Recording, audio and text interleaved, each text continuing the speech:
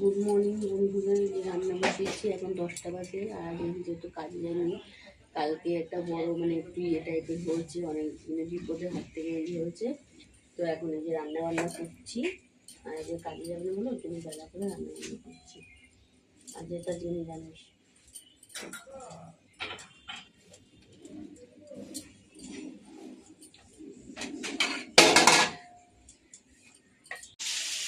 এর মধ্যে ঝিঙে ডাল বসিয়েছি। আর যে ফুলকপি দিয়ে আলু দিয়ে তরকারি করছি। কাজ করতে করতে আলুগুলো একটু বেশি ভাজা ভাজা হয়ে গেছে।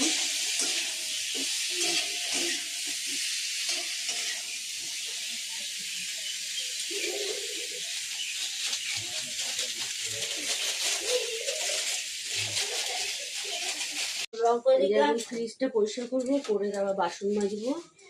আর কালকে তোমার দাদা কাজে যায়নি আজকে।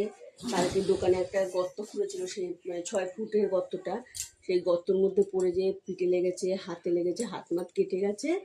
তো ওষুধ নিয়ে এসেছে আর ভলিনি মলমের স্প্রে নিয়ে এসেছে, সেটা এখন দিচ্ছে। এবার দিয়ে ওষুধ খেয়ে দেখবে ব্যথাটা কমলে কাজে কালকে থেকে তাহলে যাবে। আর আজকে কাজে যায়নি। এখন নিরামিষ আজকে রান্না করে আমি ঘর দুয়ার মুছবো, মুছে ফ্রিজ মুছে তারপর ঘর দুয়ার মুছে টুছে তারপরে চান করতে যাবো।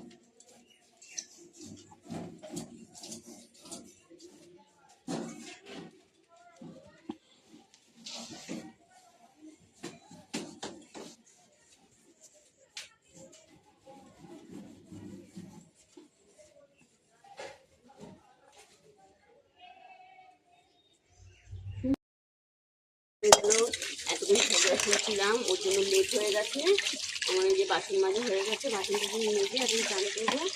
আর আমাদেরও বাড়িতে আছে, আমি পুজোটা দিয়ে দেবো। আজকে মঙ্গলবার, তাই না পুজো করে দিচ্ছি। আজকে রান্না করেছি, যেহেতু নিরামিষ সকালেই বলেছি, তো আজকে যে রান্না করেছি এটা বিউলির ডাল করেছি। আর এটা ফুলকপি দিয়ে আলু দিয়ে একটু তরকারি টাইপের করেছি। আর এই যে পাঁপড় ভাজা করেছি।